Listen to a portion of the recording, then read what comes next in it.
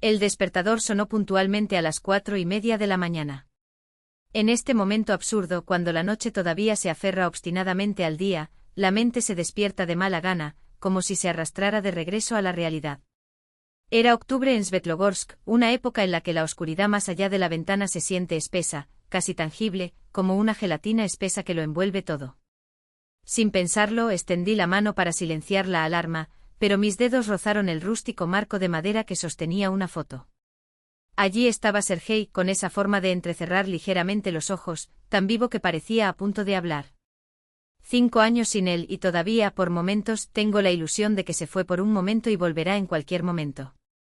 Buenos días, Sergei, murmuré, pasando los dedos por la fría superficie del cristal, como si pudiera tocarlo a través de la imagen. En la habitación de al lado, Katia estaba durmiendo. Mi razón de vivir, mi preocupación constante, mi mundo entero.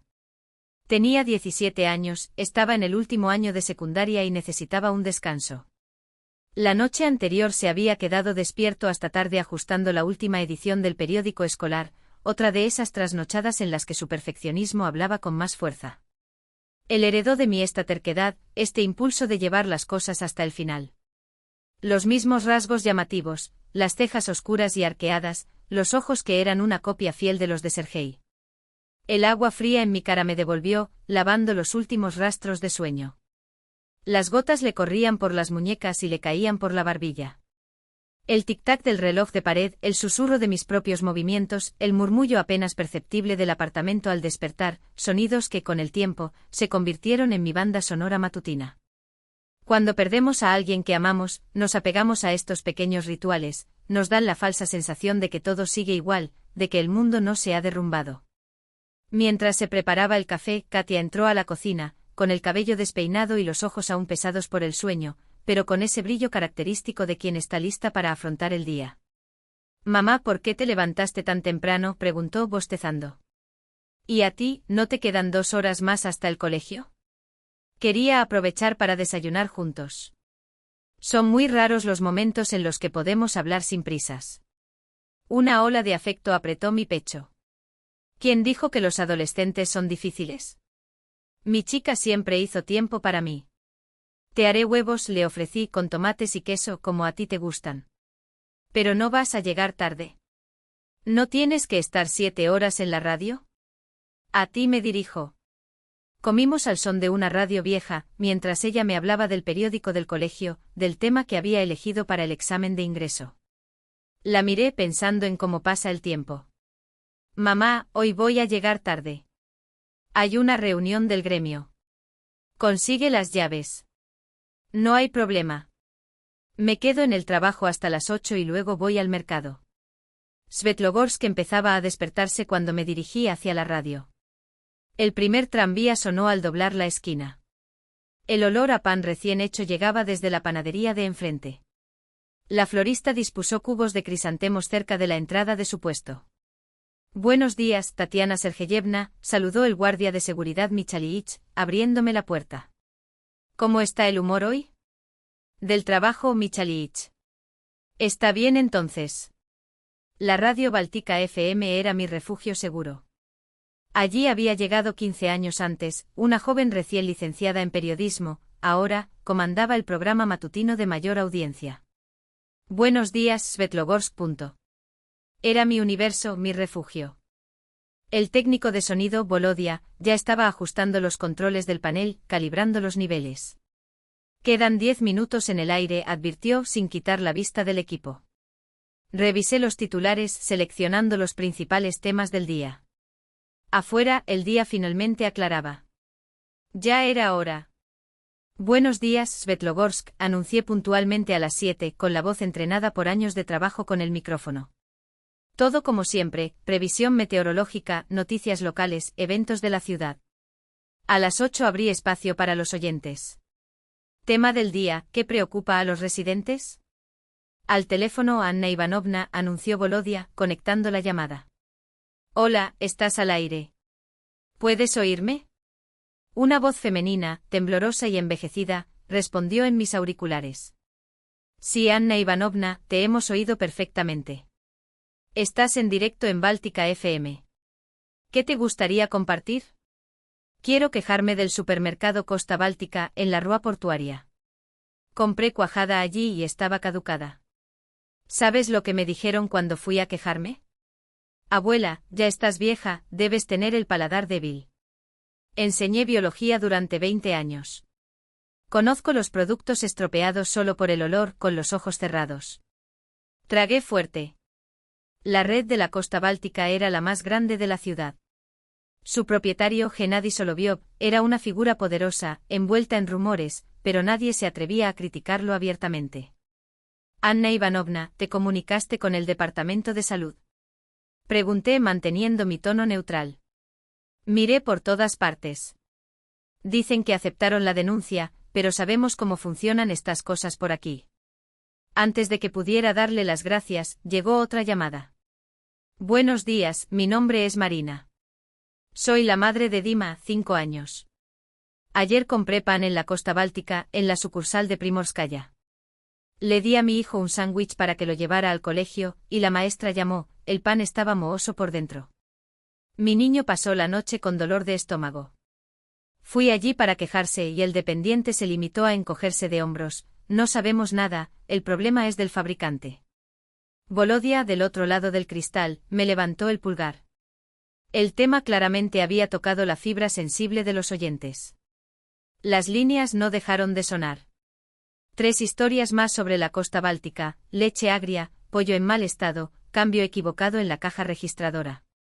Queridos oyentes, finalicé el programa. Según las declaraciones que hemos recibido, la cuestión de la calidad de los productos en nuestros supermercados merece atención urgente. Investiguemos este caso. Envíen sus historias al correo electrónico de la emisora. Es necesario escuchar la verdad. Al salir de la cabina, la secretaria Larisa me miró extrañada. Tatiana Sergeyevna, Gennady Petrovich quiere verte. OMS. Gennady Petrovich Soloviov. El dueño de la radio. Algo dentro de mí se estremeció. En 15 años nunca había visto al dueño de Báltica. Sabía que era un hombre de negocios, pero descubrir que era dueño de la Costa Báltica. ¿Cuánto tiempo ha sido nuestro dueño? Pregunté con cautela. Siempre lo ha sido, respondió Larisa, encogiéndose de hombros. ¿No lo sabías? La oficina estaba en el 3er piso, un espacio que ni siquiera sospechaba que existía. La sólida puerta de madera oscura parecía fuera de lugar en el modesto pasillo. Llamé ligeramente. Entré. El primer impacto fue la ventana panorámica que daba al golfo. Luego las fotos en las paredes, Soloviov junto al alcalde, Soloviov con el gobernador, Soloviov estrechando la mano de algún funcionario federal.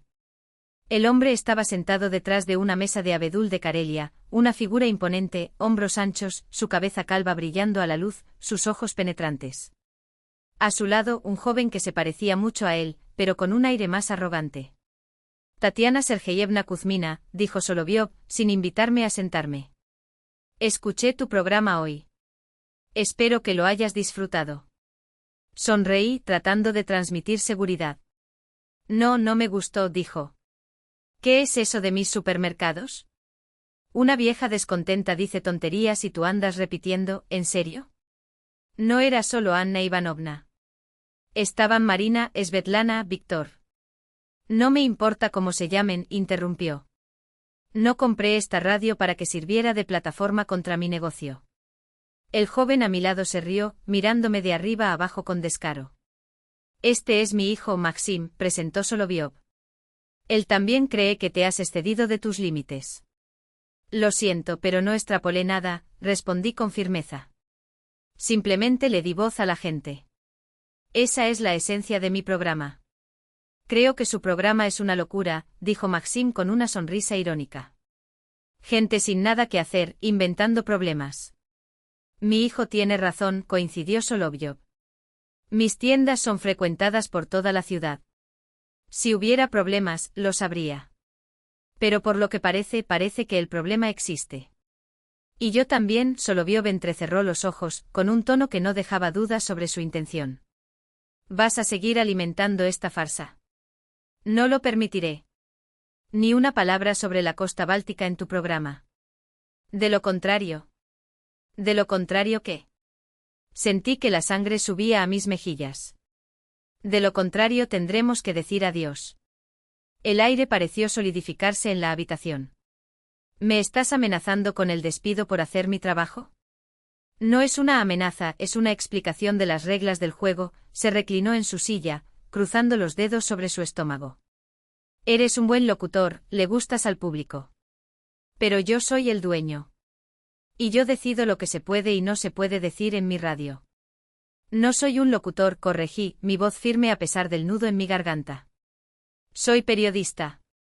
Y mi deber es dar a la gente información veraz. Su expresión cambió. De repente la dirección formal desapareció, reemplazada por un to afilado, como un cuchillo clavado en la conversación. Tu verdad podría salir a la luz, hombre. Tu hija todavía está en la escuela secundaria, ¿no? Está en el último año. Algo frío se deslizó por mi espalda. ¿Cómo sabe lo de Katia? Mi hija no tiene nada que ver con esto. Por ahora asintió con una sonrisa que no llegó a sus ojos. Y será mejor que siga así. Te aconsejo que lo pienses. Fue todo. Mi voz sonaba más tranquila de lo que sentía. Por ahora. Cuento con su sabiduría, asintió Solovyov, como si acabáramos de cerrar un acuerdo comercial. Mientras bajaba las escaleras, noté que me temblaban las rodillas. 15 años de trabajo impecable y ahora me enfrentaba a una elección, callarme o perderlo todo. Y esa insinuación sobre Katia. ¿Cómo te atreves? La sangre le palpitaba en las sienes y el aire se sentía enrarecido. Salí a la calle. Un día soleado de octubre, viento fresco que viene del Golfo. Un día cualquiera que de repente se convirtió en un punto de inflexión. A 2 manzanas de distancia, el cartel de Costa Báltica brillaba al sol. Tiendas similares a esta estaban repartidas por toda la ciudad. ¿Cuántas personas más habían sido víctimas de esos productos caducados? La cuestión no era qué hacer, sino cómo defender la verdad sin perder todo lo que tenía.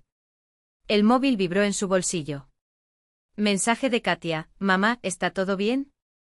Estabas rara esta mañana. Todo está genial, mi sol, respondí, mis dedos temblaban sobre la pantalla. Solo hay mucho trabajo. Nadie jamás amenazaría a mi hijo. Nadie me callaba cuando llegaba el momento de hablar. De repente lo entendí con claridad meridiana, no se trataba solo de un conflicto con el jefe. Fue una prueba de resistencia, de lealtad hacia mí mismo, de tener derecho a llamarme periodista. Y pasaría esa prueba. Llegué tarde a casa, sobre las 9 de la noche. Mi mente todavía bullía con la conversación con Solovyov. Esas palabras, ese tono de veracidad, la arrogancia de quien se cree intocable. Todo esto me provocó una sorda irritación, mezclada con un miedo que no quería admitir. Durante 15 años consideré la radio como mi segundo hogar. Pero ahora lo vi, durante todo ese tiempo, una mano invisible se cernía sobre nosotros, la de un hombre para quien mi trabajo era solo una herramienta para mantener el control sobre la ciudad. Katia estaba en la cocina, escribiendo algo en su libreta, el sonido de las teclas llenaba el silencio. La tetera sobre la estufa soltaba chorros de vapor. Mamá, ¿por qué tan tarde? Ella miró hacia arriba, preocupada. Estaba empezando a preocuparme. Tiré la bolsa sobre una silla y me senté frente a él. En ese momento me invadió una extraña urgencia, protegerla del mundo y al mismo tiempo, decirle la verdad, aunque fuera dolorosa. ¿Recuerdas que preguntaste si todo estaba bien? Suspiré, quitándome los aretes. No lo es. No mucho, para ser honesto. ¿Qué pasó? Cerró el cuaderno. Y luego lo conté todo. Las llamadas de los oyentes, las citaciones al despacho de Solovyov, sus amenazas veladas. Katia escuchó sin interrumpir, solo sus ojos se abrían con cada palabra. Y ahora me dan un ultimátum, me callo o me quedo sin trabajo, finalicé. Justo cuando necesitamos pagar tu universidad. De repente se enderezó, siempre hacía esto cuando tomaba una decisión importante. Mamá, siempre dijiste que la verdad es lo más importante, su voz era firme, casi adulta. ¿Cuántas veces has repetido que un verdadero periodista no puede permanecer en silencio ante la injusticia? Eso es teoría, hija. ¿Y en la práctica? En la práctica no puedes traicionar tus principios, respondió sin dudarlo. De lo contrario, no serás tú. En ese momento, no vi a un adolescente frente a mí, sino a una versión más joven e intransigente de mí mismo. Podemos movernos si es necesario, continuó. A Kaliningrado, por ejemplo. Allí hay varias emisoras de radio. O incluso a San Petersburgo. ¿Qué pasa con la escuela? ¿Tus amigos? Eso no es tan importante. Lo que importa es ser honesto contigo mismo. La abracé y de repente sentí que un peso abandonaba mi pecho. Parecía que ya sabía qué hacer. A la mañana siguiente en la redacción, me encontré con Volodia, el técnico de sonido. Tatiana, ¿cómo estás? Miró a su alrededor con nerviosismo. Todos ya saben de tu reunión con el dueño. ¿Dueño? Fruncí el ceño. ¿Así lo llaman? No en tu cara, por supuesto, bajó la voz. Mira, solo te pido que tengas cuidado. El año pasado despidieron a Marina Kroptsova por informar sobre productos caducados en la costa báltica. Hasta el día de hoy no puede conseguir trabajo en la ciudad. El programa continuó como de costumbre: noticias, pronóstico del tiempo, horóscopo, anuncios de eventos. Evité temas controvertidos, como si siguiera órdenes de Solovyov. Pero en mi cabeza ya estaba tomando forma un plan. Los periodistas no son aquellos que tienen miedo de profundizar. Después del trabajo fui a la costa báltica más cercana. Como precaución, llevaba gafas de sol y un pañuelo en la cabeza, disfraz suficiente para evitar que los oyentes habituales me reconocieran. A primera vista, una tienda normal y corriente, estanterías bien dispuestas, promociones llamativas, ofertas de lleva 2, paga 3. Pero lo único que había que hacer era mirar con atención. En el pasillo de lácteos encontré un paquete de requesón con la fecha de vencimiento claramente cambiada. Debajo de la nueva etiqueta se podían ver los restos de la antigua. Diferencia: 2 semanas. Tomé una foto con mi celular, escondiendo la cámara detrás de un bolso. ¿Buscas algo?, preguntó el asistente con recelo. Solo estaba pensando en tomar un poco de queso, fingí miopía. Sin gafas no puedo ver la validez correctamente. Todo está fresco, dijo. Acaba de llegar ayer. Lo tomaré entonces. En 3 días visité 5 unidades de la red. El patrón se repitió: etiquetas cambiadas, productos con olor sospechoso, algunos incluso con signos visibles de deterioro. Lo más impactante fueron las albóndigas caseras con manchas de moho, escondidas detrás de una etiqueta de precio. En una de las tiendas en la calle Morskaya, logré hablar con una cajera, una mujer de unos 50 años con profundas ojeras. Sabemos muy bien lo que hacemos, suspiró cuando le pregunté directamente sobre las irregularidades. ¿Pero cuál es el punto? Tengo 2 nietos que criar y no surge ningún otro trabajo. Si nos quejamos, nos despiden en el acto. ¿Qué pasa con las inspecciones? Suceden, se rió torpemente. Pero nos avisan con un día de antelación. Luego limpiamos todo, tiramos lo que está malo, ponemos productos nuevos en las estanterías, y al día siguiente todo vuelve a la normalidad. Al final de la semana tenía suficiente material para actuar. Pero necesitaba algo más concreto, pruebas oficiales. Fue entonces cuando decidí buscar a Nina Mikhailovna Berezina, de Rospotrebnadzor, un nombre que aparecía con frecuencia en los informes de los oyentes. Nina Mikhailovna era una mujer enérgica, de pelo corto y ojos penetrantes. Me recibió en su oficina después del horario laboral. Ya es hora de que alguien capte este caso, dije, hojeando las fotos que tomé. Sabemos de las irregularidades, pero nos atan las manos. Cada vez que planeamos una inspección, recibimos una llamada de arriba, sugiriendo que la pospongamos. Es decir, simplemente se compran entre sí. No solo eso, bajó la voz. Solovyov patrocina media docena de proyectos municipales, financió renovaciones en escuelas y hospitales. En el ayuntamiento lo tratan como a un santo, mientras envenena a la población. Mostré la foto más impactante, carne claramente en mal estado. Lo sé, frunció los labios. Tenemos informes, pero sin pruebas irrefutables no podemos actuar. Y tienen mucho cuidado de... Nina Mikhailovna se quitó las gafas y se masajeó el puente de la nariz con los dedos. Mi nieto más joven acabó en el hospital envenenado después de comer sus salchichas. Desde entonces he declarado la guerra a esta gente. Pero necesito repercusiones públicas. Necesito que la gente hable. Abrió el cajón de su escritorio y sacó una carpeta gruesa. Aquí. Copias de los informes de inspección de los últimos 2 años. Lo poco que logramos registrar oficialmente. Puedes usarlos, pero no reveles la fuente. Hojeé los documentos. Dios mío. Decenas de irregularidades, cientos de miles de rublos en multas. Para Soloviov, eran migajas. Pagó, sonrió para las cámaras y siguió envenenando la ciudad. Gracias, estreché la mano de Nina Mikhailovna. Ahora tenía municiones. De camino a casa, sentí una energía que no había experimentado en mucho tiempo. ¿Cuántos años hace que no hago periodismo real? Leer teleprompter, moderar debates previamente aprobados, eso era solo la fachada. El núcleo de la profesión estaba ahí, cavar en busca de la verdad cuando alguien hace todo lo posible para enterrarla. Pero cuando abrí la puerta, me encontré con una escena que heló mi entusiasmo. Katia estaba sentada a la mesa de la cocina, con los ojos hinchados. ¿Qué pasó? Corrí hacia ella. La nueva profesora de matemáticas me acusó de hacer trampa en el examen. Dijo que lo había copiado todo, pero lo hice solo. Me puso un 0. Abrió el cuaderno. Todas las respuestas eran correctas, tachadas con bolígrafo rojo y con copiar. Redo garabateado al final. Eso es absurdo. Mañana voy a la escuela. No, mami, negó con la cabeza. Esto solo va a empeorar. Hoy el director ha hecho un anuncio, mañana vendrá un hombre de negocios de éxito, un antiguo estudiante, a dar una conferencia sobre espíritu empresarial. Su tono era amargo. ¿Adivina el apellido? Soloviov. Maxim Soloviov. El aire salió de mis pulmones. Hijo de Gennady Petrovich. Las coincidencias no existieron. A la mañana siguiente apenas podía concentrarme en el trabajo. ¿Qué quería Soloviov en la escuela de mi hija?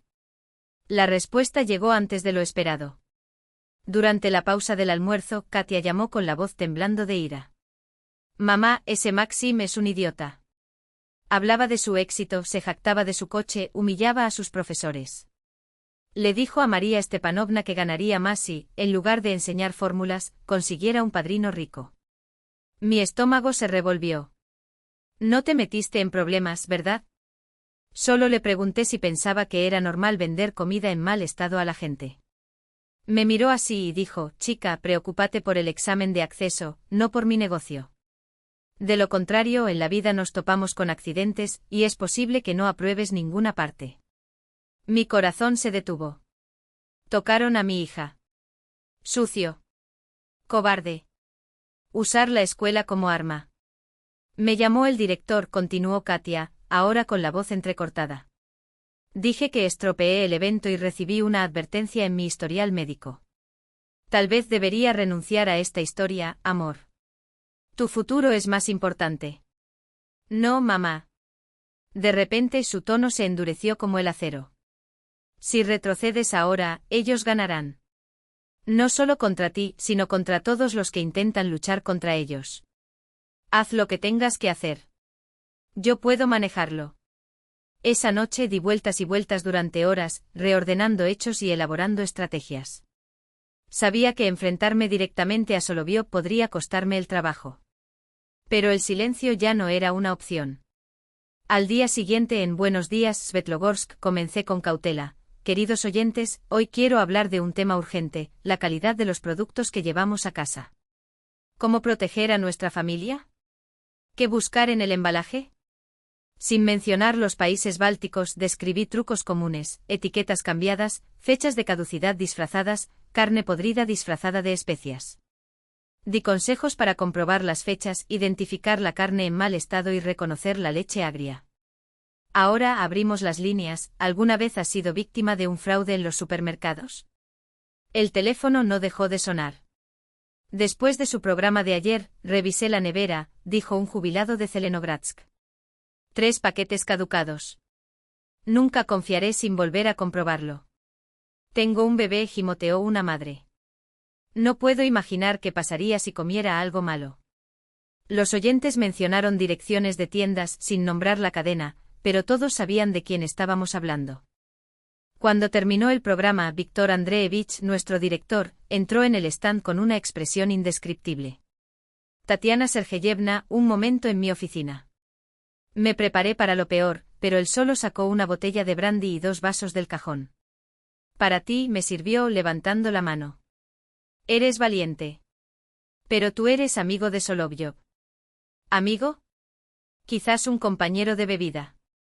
Pero mi madre también casi muere a causa de sus salchichas. Su mirada era oscura. Estoy de tu lado. Aunque nunca salió de mi boca. Lo entendí, las nubes se estaban oscureciendo, pero los aliados aparecieron en las sombras. Y lo más importante, la verdad empezaba a resquebrajarse. Mientras hubiera un lado positivo, lucharía. Para mi profesión. Por los residentes de Svetlogorsk. Y sobre todo por el futuro de mi hija. El sistema estaba en mi contra. Pero no iba a caer sin luchar. Una sombra imponente se cernía sobre mí. En ese momento parecía un oso enfurecido, con los puños cerrados y el pecho agitado.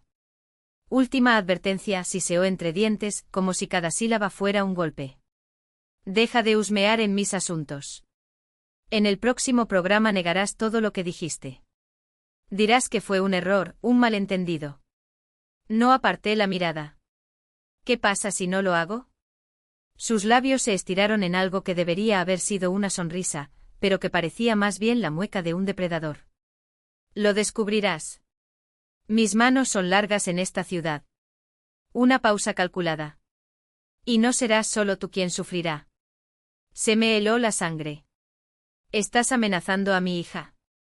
No dije nada de eso, respondió hundiéndose en el sillón de cuero, como si la conversación fuera solo una molestia rutinaria.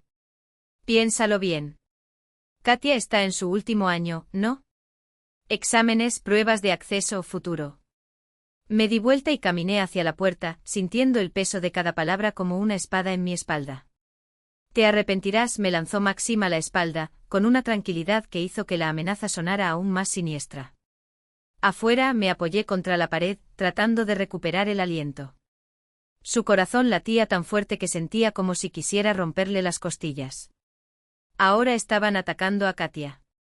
Ya no se trataba solo de mí, mi trabajo o mi reputación. Se trataba de una adolescente de 17 años, con sueños y miedos, cuyo único delito era ser mi hija. Ha llegado el momento de elegir, retirarse o llegar hasta el final. Al día siguiente, Katia llegó a casa del colegio con los ojos enrojecidos e hinchados. ¿Qué pasó? Pregunté, tirando de ella hacia el sofá y pasando mi brazo alrededor de sus hombros. Se acurrucó contra mí como lo hacía cuando era pequeña. Me sacaron de la redacción del periódico de la escuela, dijo con la voz temblorosa por la indignación. Dijeron que mis textos no encajaban en el formato. Pero pasé un mes preparando una historia sobre la importancia del periodismo honesto. ¿Quién dijo eso? Vera Nikolayevna. Su profesor de literatura, el mismo que siempre elogiaba sus artículos. Pero no fue ella, mamá. Incluso intentó defenderme. Fue el director, Pavel Semyonovich. Se presentó en la reunión editorial y dijo que iba a tomar el control del periódico. Una oleada de furia me quemó la garganta. Solovyov estaba cumpliendo sus amenazas. Y hubo más. Katia vaciló jugando con los flecos de su abrigo. Y los chicos de mi clase se comportan de forma extraña. Me saludan, pero cuando me acerco vuelven la cara. Solo Machka sigue hablando conmigo. Esa noche sonó el teléfono. Era la secretaria del director con voz seca como un documento oficial. Pavel Semyonovich quiere que vengas mañana a las 2 de la tarde a la escuela para hablar sobre el comportamiento de Ekaterina. El director me saludó con una sonrisa tan falsa como su tono de voz. Un hombre de 50 años, calvo en las sienes y con una barriga que apretaba los botones de la camisa. Siempre me recordó a esos burócratas que arrastran los pies ante los poderosos y pisotean a los débiles. Siéntate, Tatiana Sergeyevna, señaló la silla con un gesto teatral.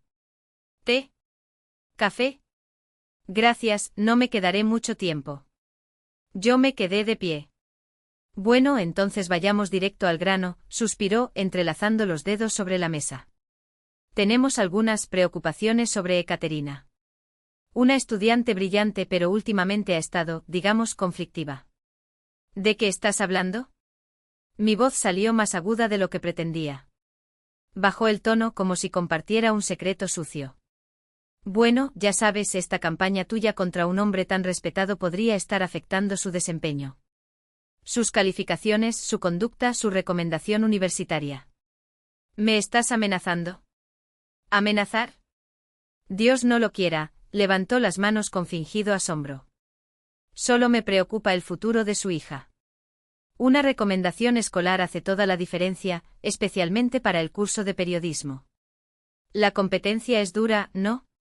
Me incliné sobre la mesa, mis nudillos estaban blancos por estar tan apretados. Pensé que la escuela existía para enseñar honestidad y justicia, no para chantajear. Me estás ofreciendo un trato, mi silencio a cambio del futuro de mi hija. ¿Cómo llamas a eso, Pavel Semyonovich? ¿Corrupción? ¿Cobardía? Se recostó en su silla, como si le hubiera escupido. No se emocione. Solo quería advertirle. El señor Soloviov es un benefactor de esta escuela. Entendí.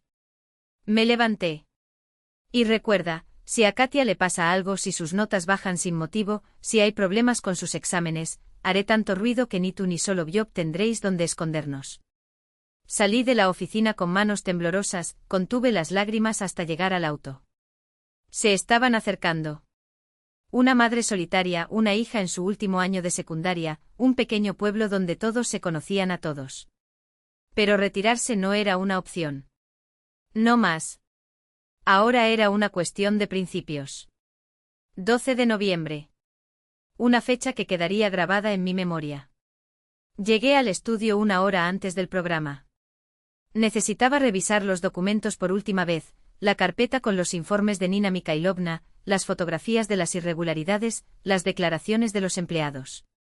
Todo estaba ahí sobre la mesa, como evidencia de un crimen sistemático. Volodia se asomó por la puerta.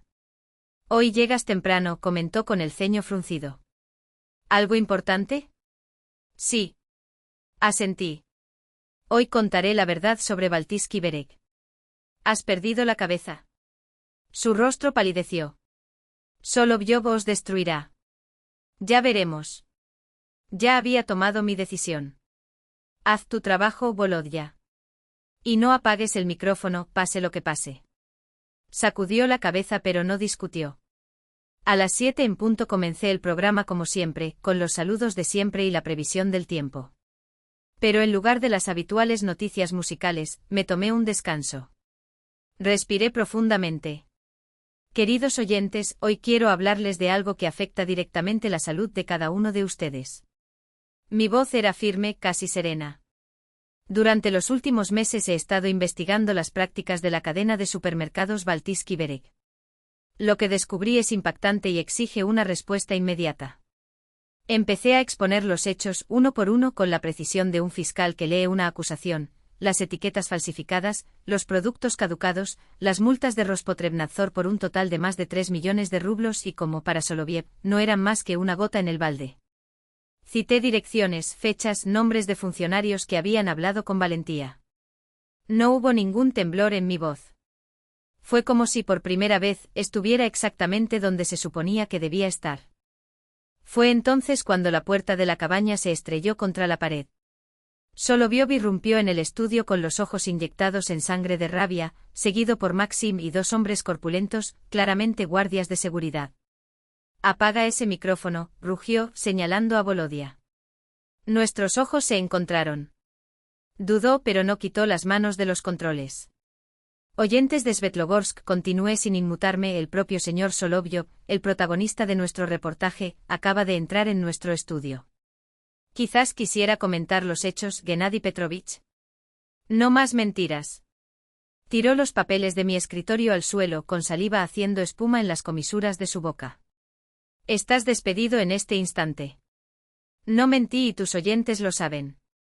Mantuve el micrófono cerca de mis labios. Cada pieza de información que compartí está documentada. Si quieres. Apaga esa maldita cosa, le gritó a uno de los secuaces. El hombre avanzó hacia Volodia, quien intentó resistir, pero fue rechazado violentamente. El otro ya estaba corriendo hacia el panel de control. Ciudadanos de Svetlogorsk, si quieren proteger su salud, exijan una investigación a Rospotrebnadzor. Alcancé a decir antes de que cortaran el micrófono. Solovyov me agarró del brazo con una fuerza que dejaría marcas. Lo lamentarás, siseó, arrastrándome afuera. Nunca volverás a trabajar en esta ciudad. Nunca. Solté mi brazo de su agarre. Al menos podré mirarme en el espejo sin vergüenza. ¿Y tú? Me empujó con tanta violencia que casi me caigo. Sal de aquí. Y en 5 minutos ya no estarás en este edificio. Mis cosas se enviarán con su carta de renuncia. Salí a la calle sin siquiera coger el abrigo. El viento de noviembre cortaba como cuchillas, pero extrañamente sentí un calor interno. Por primera vez en años, había actuado como una auténtica periodista. Decir la verdad a pesar de las amenazas, a pesar del miedo. El teléfono vibró en su bolsillo. Empezó ahora. Era Katia. Mamá, escuché todo. Su voz tembló de emoción. Todos lo oyeron. Toda la sala se reunió alrededor de la radio cuando comenzó este lío. Eres un héroe. Ella hizo una pausa. Dios mío, Katia, ahora te van a perseguir en la escuela. Me apoyé en un poste de luz. No importó. ¿Sabes lo que está pasando ahora?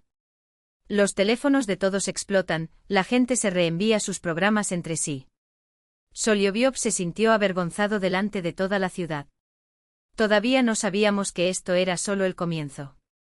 Por la tarde llamó la escuela. Katia había sido llamada a la junta para una conversación seria. Al día siguiente recibí por correo una carta de despido por violación de la disciplina laboral y divulgación de información falsa. Y el viernes el periódico local Vestnik Svetlogorsk publicó un artículo con el titular, Periodista mentiroso versus hombre de negocios honesto. El autor Igor Vitorovich Zuyev, redactor jefe del periódico y como descubrí más tarde, un viejo amigo de Solovyov, describió en detalle cómo yo había causado sensación por interés personal. Declaré que todas las pruebas de mi investigación eran falsas, que mi único objetivo era difamar a un respetado empresario y filántropo. Mientras leía esas líneas sucias, sentí por primera vez una desesperación genuina, no por mí, sino por Katia, por nuestro futuro, por todas aquellas personas que pudieran creer esa mentira. Fue entonces cuando sonó el timbre. En la puerta estaba Anna Pavlovna, mi vecina, una profesora jubilada. Solo quería darte las gracias, dijo, tendiéndole un paquete de pasteles caseros. Todos escuchamos su programa. Y le creemos. No pude contener las lágrimas. Ella apretó mi mano con fuerza. No creas que estás solo. Somos muchos. Toda la ciudad está contigo. Esa noche me senté en la cocina con Katia y me di cuenta, nuestras vidas habían cambiado para siempre. Estábamos en el ojo de la tormenta. Pero tal vez esa tormenta fue necesaria para limpiar la ciudad de mentiras y miedo. Mi teléfono no dejaba de sonar, mensajes de apoyo de los oyentes, pero también amenazas e insultos. Solovyov me había declarado la guerra y yo necesitaba encontrar la fuerza para resistir. Sabía que lo peor estaba por llegar, pero no había vuelta atrás. Nunca imaginé que perder tu trabajo podría transformar tanto tu vida. Durante 15 años me desperté a la misma hora, corrí a la radio, viví al ritmo de los programas y de las noticias. Ahora el tiempo se estiraba como goma, llenando el apartamento de un vacío pegajoso. En los primeros días después del despido, todavía sentía la adrenalina correr por mis venas, como si hubiera saltado en paracaídas y todavía estuviera en caída libre, las llamadas de soporte, los susurros de los vecinos, los ojos brillantes de Katia. Todo eso me hizo creer que la lucha apenas comenzaba, que estaba en el camino correcto. Pero a finales de noviembre, la adrenalina se acabó y me enfrenté a la cruda realidad. El acuerdo laboral era irrisorio, 2 salarios en lugar de los 3 a los que tenía derecho. Mi denuncia ante la inspección del trabajo quedó sin respuesta. El abogado al que acudí casi se rió en mi cara, ¿procesar a Solovyov? ¿Estás loco? Tiene toda la fiscalía en el bolsillo. En diciembre el dinero se evaporó a un ritmo alarmante, alquiler, facturas, comida, el abrigo de invierno de Katia. Empecé a buscar trabajo llamando a todas las redacciones de Svetlogorsk. Lo siento, Tatiana Sergeyevna, pero no tenemos vacantes, dijo la directora de la televisión local, aunque sabía que había una vacante para un editor. Estamos optimizando el personal, reduciendo el personal, explicó el editor del periódico de la ciudad, frotándose las manos. Eres un gran profesional, pero tartamudeó el dueño de una emisora de radio privada. Lo entendí, Solioviov se había asegurado de que todas las puertas estuvieran cerradas para mí. Prueba algo fuera del área, sugirió Katia. Vendedora, recepcionista. Llené docenas de formularios, hice algunas entrevistas. Siempre lo mismo, al principio caras interesadas, luego una llamada a los de arriba. Y me informaron que habían elegido un candidato más adecuado. A principios de diciembre la situación se volvió crítica. Por primera vez en mi vida conté cada moneda. En el supermercado busqué promociones, compré los fideos más baratos y dejé la carne. Katia notó los cambios, pero no se quejó, simplemente empezó a rechazar el almuerzo escolar. No tengo hambre, comeremos en casa. Sabía que no había dinero extra. Y luego la escuela. Después de mi denuncia al aire, Katia fue expulsada de la escuela como si fuera una marginada. Los amigos con los que jugaba desde primer grado empezaron a evitarla. En la cantina no había nadie sentado a su lado. Los profesores que antes elogiaban su trabajo de repente encontraron graves defectos en todo. Déjalo, mamá, dijo con valentía. Solo me queda medio año hasta graduarme. Voy a aguantar. Pero vi cómo ella sufría. Un día el profesor de historia devolvió su ensayo con un gran 2 rojo, a pesar de que el tema estaba brillantemente desarrollado. No cumple con los requisitos, decía la nota. Katia guardó el cuaderno en silencio y se dirigió a su habitación. Y luego, el 25 de noviembre, sucedió algo que me dejó boquiabierto.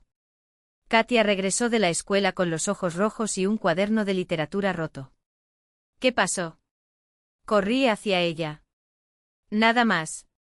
Intentó sonreír, pero le temblaban los labios. El profesor de educación física pidió a todos que entregaran sus cuadernos para corregirlos, y Bob Kalebedev arrancó el mío y lo hizo pedazos.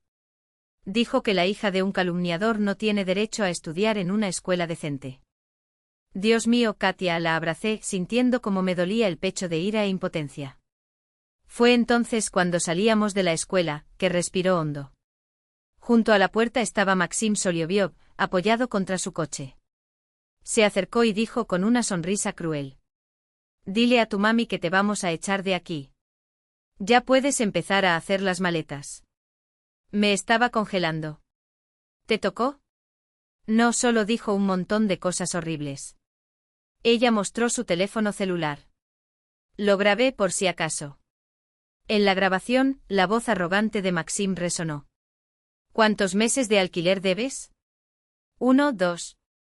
Pronto te echarán a la calle. Tu madre no encontrará trabajo en ningún lado, yo me encargo de eso. ¿Y tú? Olvídate de la universidad. Existen las recomendaciones. Llamaré a los lugares adecuados. Llamaré a la policía. Cogí el teléfono, pero Katia me detuvo. No sirve de nada, mamá. Sabes que están de su lado. Solo va a empeorar. Ella tenía razón. Y eso hizo que todo fuera aún más aterrador. Estábamos en una trampa y cada día los muros se cerraban más. Hasta los vecinos. Antes todos saludaban, se paraban a hablar. Ahora muchos miraron hacia otro lado y cruzaron al otro lado de la calle. Una vez oí a Zinaida Petrovna, que vivía un piso más abajo, decirle a alguien en el pasillo. Es ese periodista que inventó mentiras y fue despedido. El hijo de mi amigo trabaja en la seguridad de Solioviov. Él se lo dijo. Ella lo hizo todo a propósito, solo para extorsionar. Quería gritar, no es verdad. Pero me contuve. Discutir con los que creen en los chismes era inútil. Lo peor fueron las llamadas anónimas. Comenzaron en silencio en la línea, hasta que una voz susurró. Sal de esta ciudad. Si no. Dejen en paz a Solioviov. Oh, sabemos a qué escuela va su hija.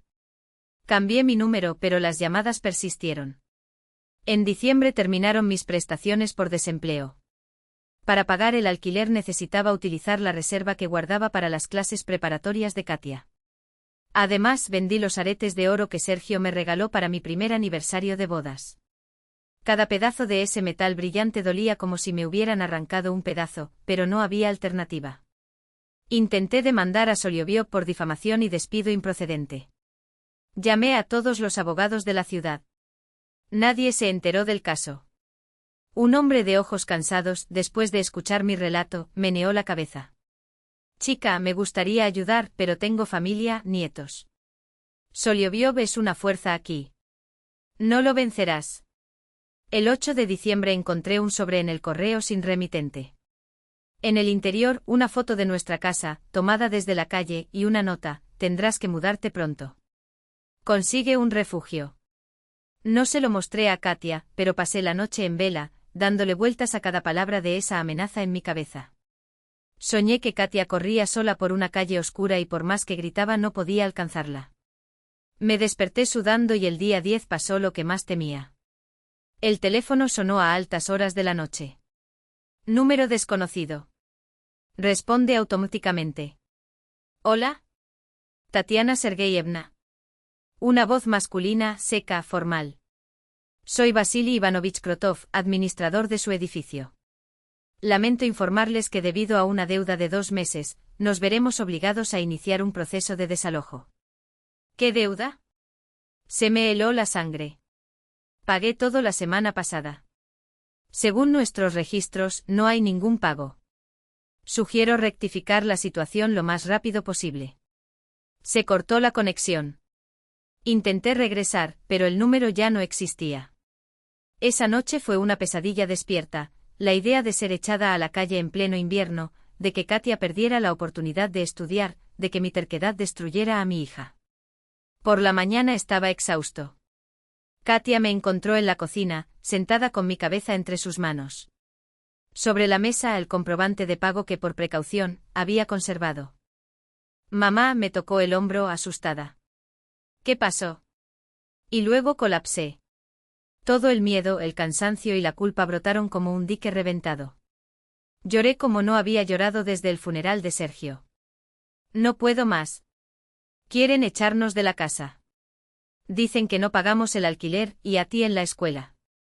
Te están persiguiendo y todo es por mi culpa, por mi maldito orgullo. ¿Quizás debería rendirme? Ve con Soliobiov, pide perdón, retira todo lo que dije. Katia se arrodilló a mi lado y me tomó las manos. Sus dedos, sorprendentemente, estaban más calientes que los míos. Mamá, dijo en voz baja pero firme. Escuchar. Si te rindes, ¿quién protegerá a otras personas? Aquellos a quienes Soliobiov envenena con sus productos caducados, aquellos que tienen miedo de enfrentarse a él. No estás luchando solo por nosotros, estás luchando por toda esta ciudad. La miré y no vi a una niña, sino a una mujer sabia, más fuerte que yo en ese momento. Además, agregó, tenemos pruebas, comprobantes de pago, grabaciones de las amenazas de Máximo, fotos de los mercados, solo falta llegar hasta el final. Ella tenía razón. Habíamos sobrevivido a la muerte de Sergio, sobreviviríamos a eso también. Quienes intimidan y amenazan en el fondo temen. Teme la verdad, teme perder poder y dinero. Ese mismo día comencé a actuar. Primero hice copias de todas las pruebas y se las llevé al administrador del edificio. La mujer delgada detrás de la computadora aceptó los papeles de mala gana. Comprobemos. Realmente compruébalo, respondí secamente. Y envié copias a la fiscalía por si se perdían por vías burocráticas. Luego me senté a escribir denuncias, a la Fiscalía Regional, al Ministerio de Educación, a Vigilancia de la Salud, a la Comisaría de Delitos Económicos. Decenas de cartas detallando todos los abusos de los últimos meses. Abrí mi vieja agenda y encontré el contacto de Margarida, de Nova Gaceta, una ex amiga de la universidad. Rita, necesito ayuda, le dije cuando respondió. Quiero que el país sepa lo que está pasando aquí. Por la noche comencé un diario. Tomé nota de cada presión, de cada amenaza, de cada irregularidad. No era solo un récord, era mi arma. Has cambiado, observó Katia cuando finalmente me levanté de la mesa. Me he vuelto más decidido, respondí.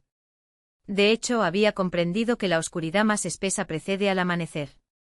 Cuando toqué fondo, sentí una extraña libertad. No tenía nada que perder excepto el respeto por mí mismo. Y eso nunca. No sabía lo que me depararían los próximos días, pero una cosa era segura, Katia y yo resistiríamos. Y la verdad, por amarga que fuera, acabaría por triunfar.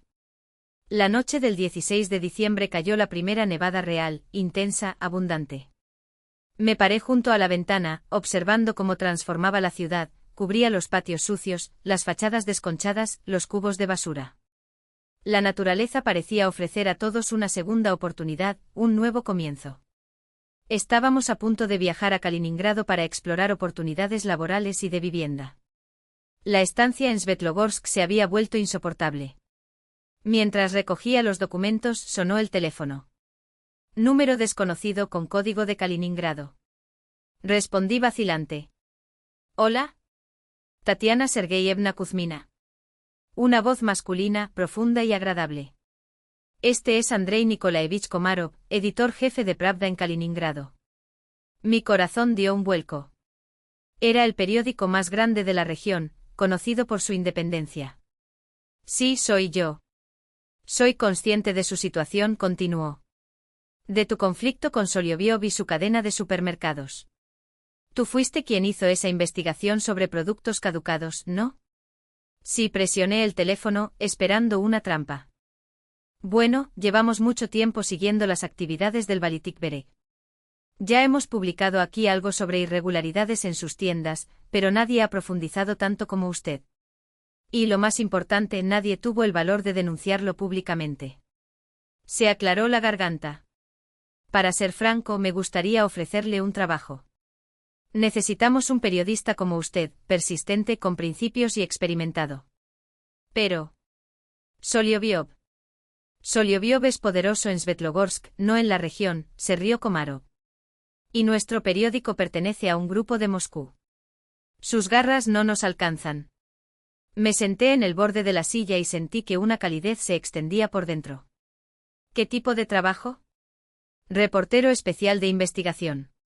Salario 48.000 rublos, contrato CLT, prestaciones completas. Y algo especialmente importante para ti, la posibilidad de trabajar de forma remota desde Svetlogorsk. Solo necesitaría venir a la redacción una vez por semana. Escuché mi voz responder como si viniera de muy lejos. Aceptado. Genial, dijo Komarov, satisfecho. Enviaré un mensajero con los documentos. Mientras tanto, piensa en un primer tema. En el próximo número le daremos un espacio de página completa. Cuando colgué mis manos. Ellos temblaron. Katia, que observaba la conversación desde la puerta, se abalanzó sobre mí. ¿Qué? ¿Qué pasó? Preguntó con los ojos brillando de ansiedad. Conseguí trabajo, respondí lentamente como si las palabras fueran pesadas.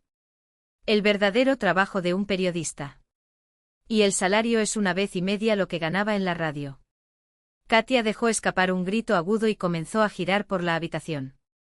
Pero seguí hablando. Dijo que todo saldría bien. Que volvería a escribir. Que al fin y al cabo, la suerte había decidido darnos una oportunidad.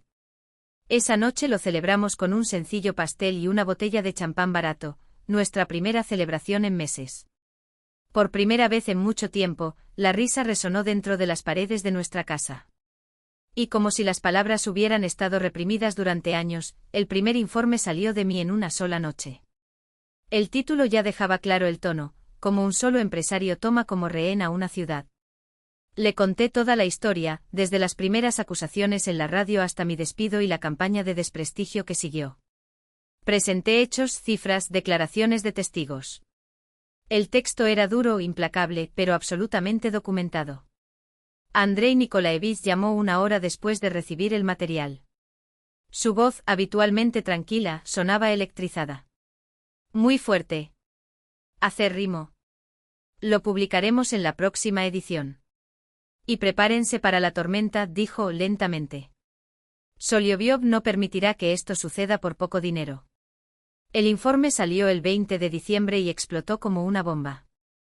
Kaliningradskaya Pravda se leyó en toda la región y, de repente, los problemas de nuestro pequeño Svetlogorsk llamaron la atención de miles de personas. El teléfono de la redacción seguía sonando con llamadas de lectores indignados. Al día siguiente el material fue reproducido por varios portales federales y regionales.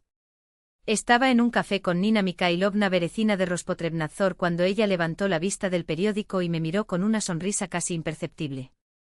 «Ahora podemos actuar», dijo bajando la voz. «Creaste una protesta pública. Eso es lo que necesitaba». «¿Qué quieres decir?», pregunté removiendo el café ya frío.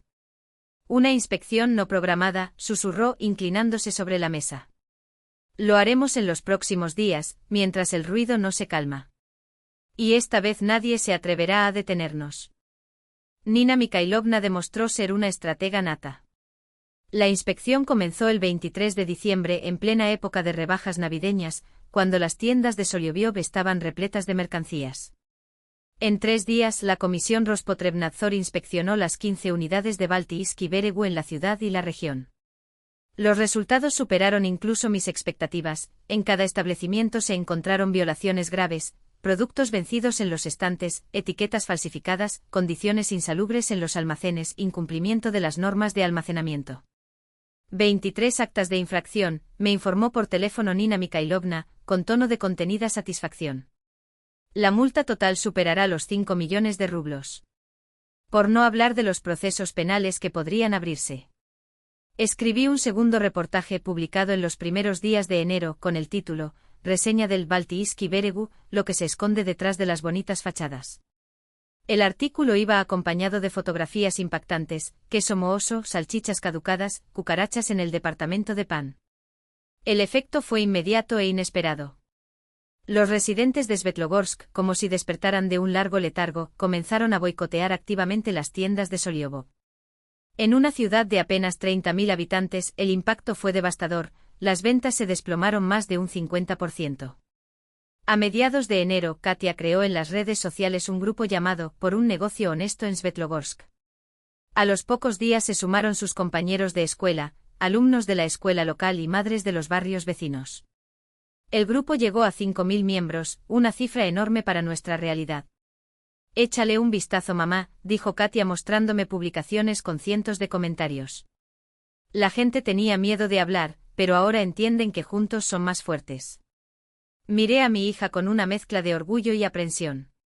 Siempre tuvo alma de líder, pero ahora florecía al frente de un movimiento juvenil, organizó piquetes de información frente a las tiendas, recogió firmas para una petición a la administración regional, celebró reuniones con clientes lesionados. «¿Solo ten cuidado?», preguntó preocupada. «Soliobiov no es de los que se rinden sin luchar». Ella simplemente asintió con confianza. «No te preocupes, mamá. Ahora somos muchos». A principios de febrero, el caso llamó la atención de las autoridades regionales. En rueda de prensa, el gobernador mencionó las violaciones inaceptables en la red Baltiiski Beregu y ordenó al ministerio competente que tomara medidas. Una semana después, la Fiscalía de la región abrió una causa penal por violación de las normas sanitarias, que resultó en un envenenamiento masivo. El 15 de febrero recibí una información que me dejó sin aliento. Las ventas en las tiendas de Soliobiov habían caído un 60%. Ya habían cerrado 2 unidades, otros 3 operaron en números rojos. El imperio del oligarca local se estaba desmoronando ante nuestros ojos, pero yo lo sabía, un animal acorralado es el más peligroso. Y Soliobiov lo demostraría. Ese día, Katia llegó tarde a clases. Ella y los activistas estaban preparando folletos para un nuevo piquete. Llamé cada hora, cada vez más nervioso. Cuando finalmente sonó el teléfono, contesté con tanta fuerza que casi lo dejo caer. «Mamá», la voz de Katia sonaba extrañamente tranquila. «¿Qué pasó?». Mi corazón se subió a mi garganta. «No te preocupes, estoy bien. Simplemente algo pasó». Mi estómago se revolvió. Maxim Soliobiov continuó.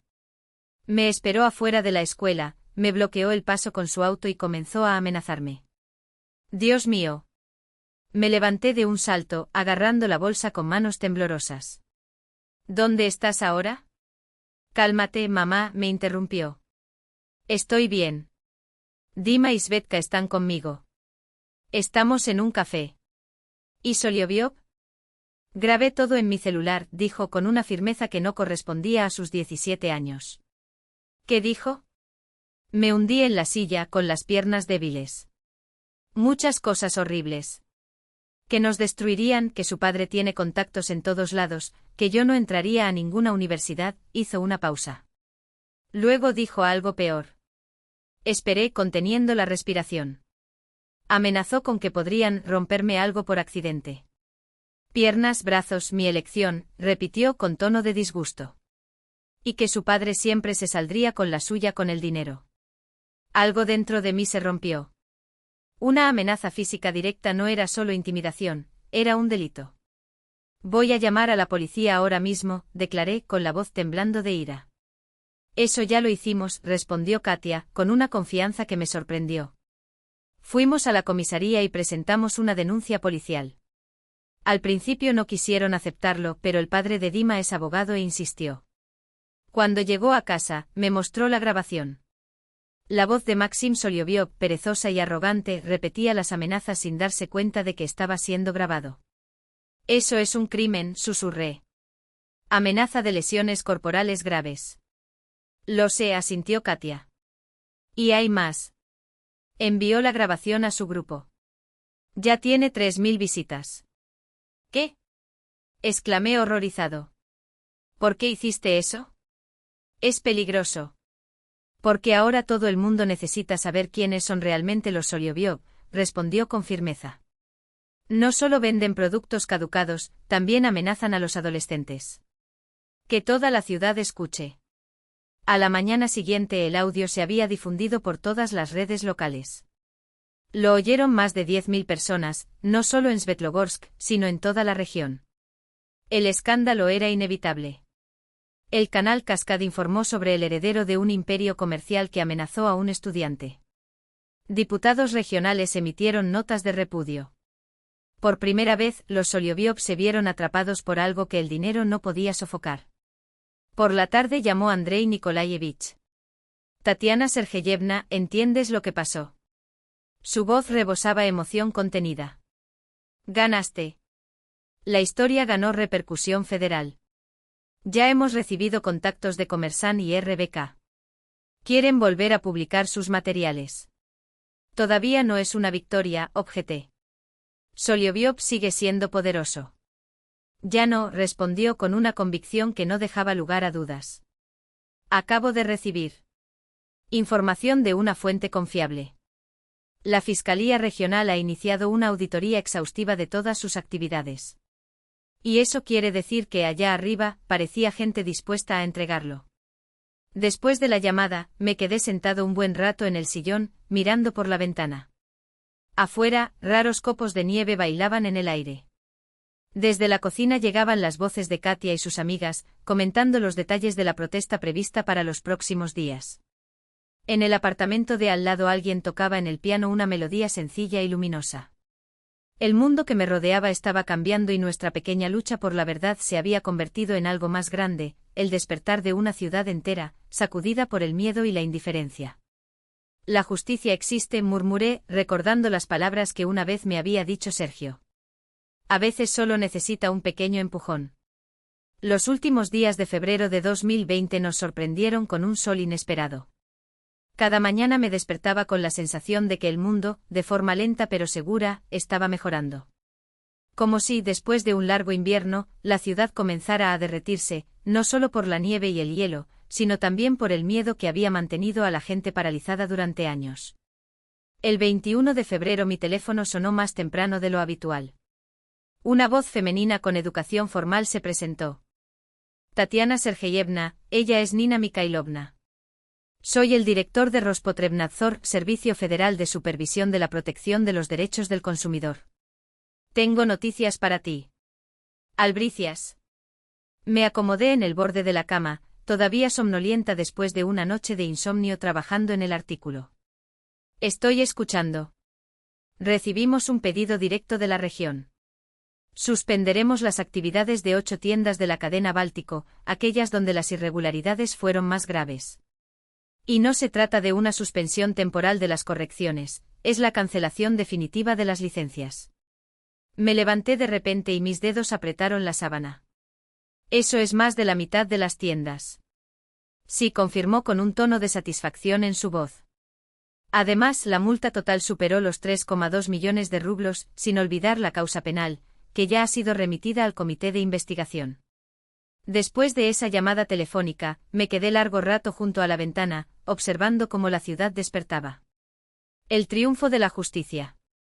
Palabras que antes me parecían un bonito cliché de películas antiguas, de repente adquirieron un peso real.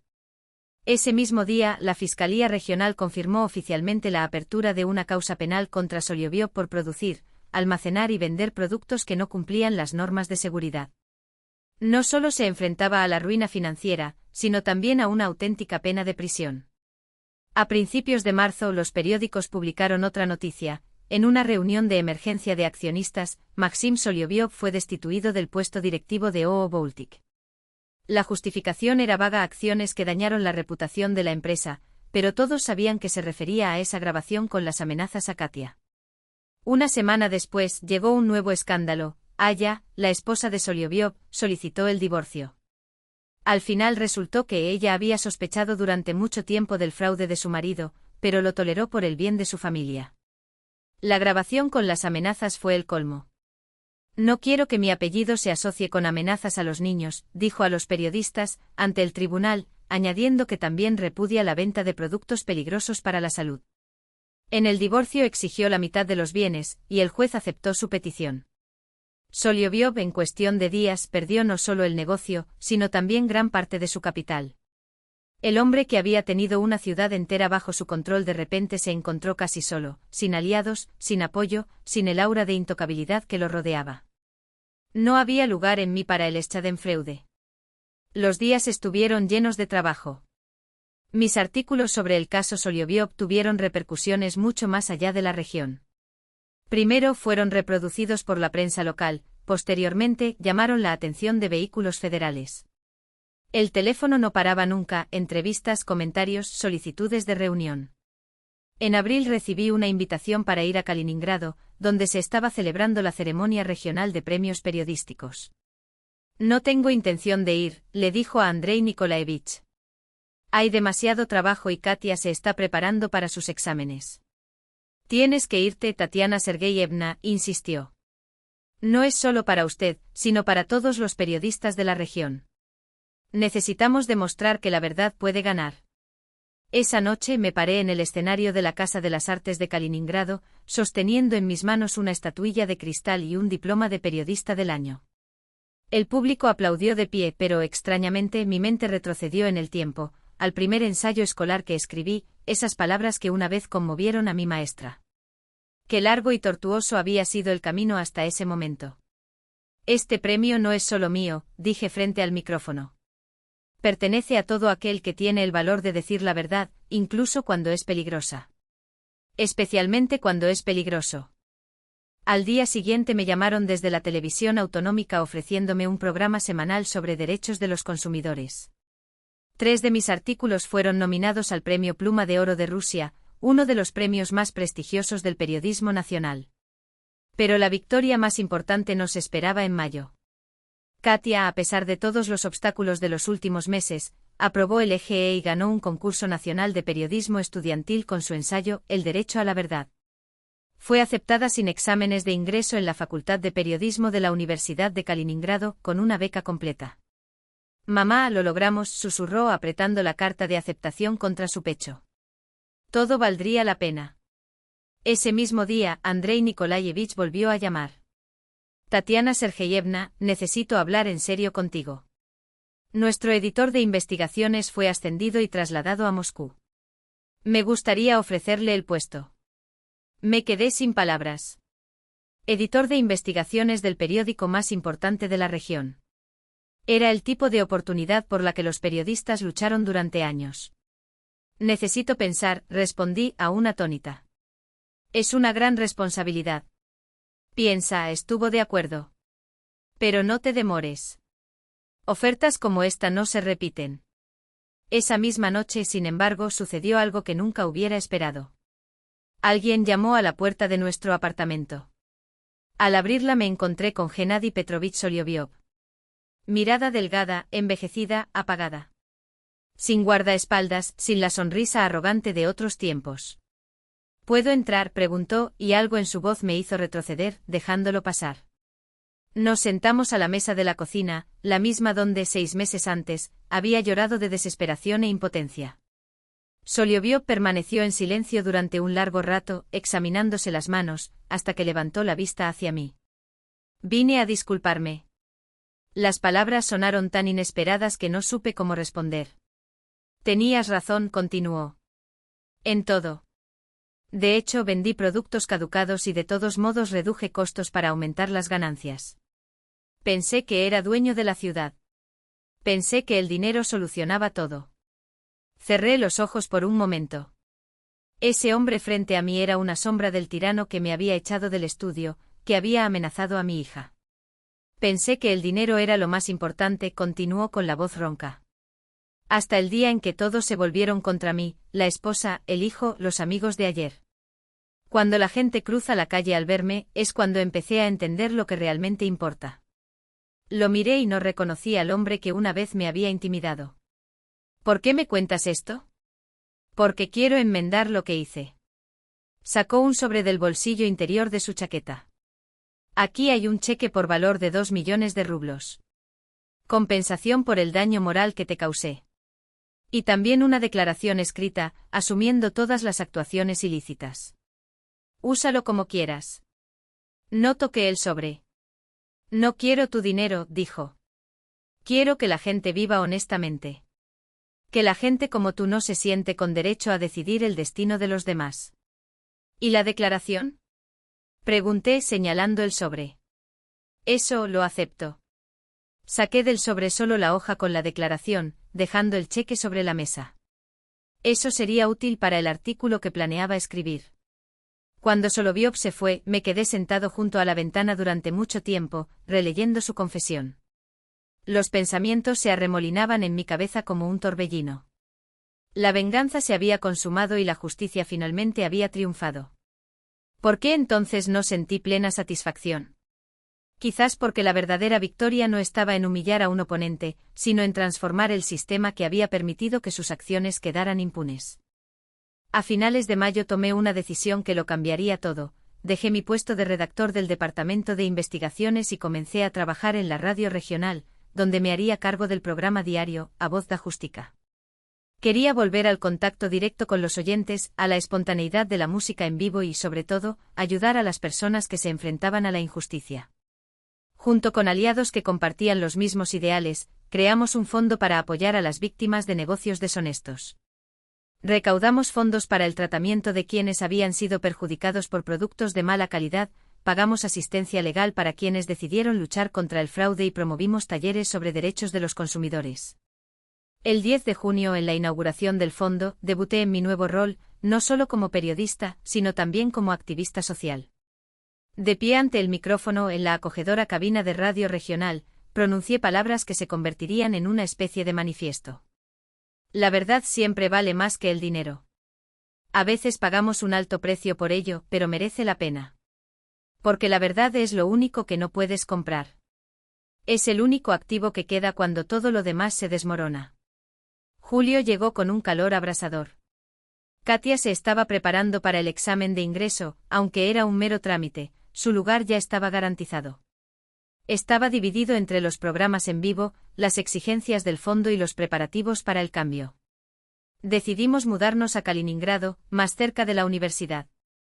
En uno de esos días de mucho trabajo me encontré con Nina Mikhailovna en la calle. Parecía rejuvenecida, con un brillo en sus ojos que no había visto antes. ¿Escuchaste la noticia?, preguntó estrechándome la mano. Soloviov ha vendido los últimos mercados y se marcha de la ciudad. Dicen que se va al territorio de Krasnodar, donde tiene familiares. ¿Qué pasa con los mercados?, yo pregunté. Fueron adquiridos por una cooperativa de empresarios locales. Prometen reformularlo todo, centrarse en los productores locales, calidad real, precios justos. Imagínese. Me imaginé. Y fue hermoso. En agosto, poco antes de la salida, Katia y yo subimos a la plataforma de observación, nuestro punto favorito desde donde podíamos ver todo Svetlogorsk. La pequeña ciudad báltica que había sido nuestro campo de batalla y nuestro escenario de victoria. Las agujas de las iglesias, los tejados rojos, la franja azul del mar a lo lejos. Ya sabes, mamá, dijo Katia, pensativa. Un día voy a escribir un libro sobre todo lo que nos pasó. Escribe sin falta, sonríe. Harás esto muy bien. El viento del Báltico nos revolvió el pelo. El sol se inclinaba hacia el oeste pintando las nubes de oro y violeta. Nos tomamos de la mano y observamos cómo la ciudad se transformaba ante nuestros ojos. Antes creía que un solo individuo no tenía la fuerza para cambiar el sistema, que verdad y justicia eran solo palabras elegantes. Ahora, sin embargo, lo sabía con certeza, incluso una pequeña piedra arrojada al agua crea olas que llegan hasta las costas más lejanas. Y a veces, todo lo que se necesita para cambiar las cosas es el coraje de decir la verdad en voz alta. En lugar de los antiguos mercados de la costa báltica brillaron nuevos carteles, Svetlogorsk Yard, Fresh Choice, Honest Product. La gente ya no tenía miedo de expresar sus opiniones. Las autoridades locales comenzaron a escuchar más atentamente los problemas de los ciudadanos. Y había encontrado algo más grande que un trabajo o un reconocimiento, había recuperado la fe en el poder de las palabras, en la posibilidad del cambio, en el triunfo de la justicia.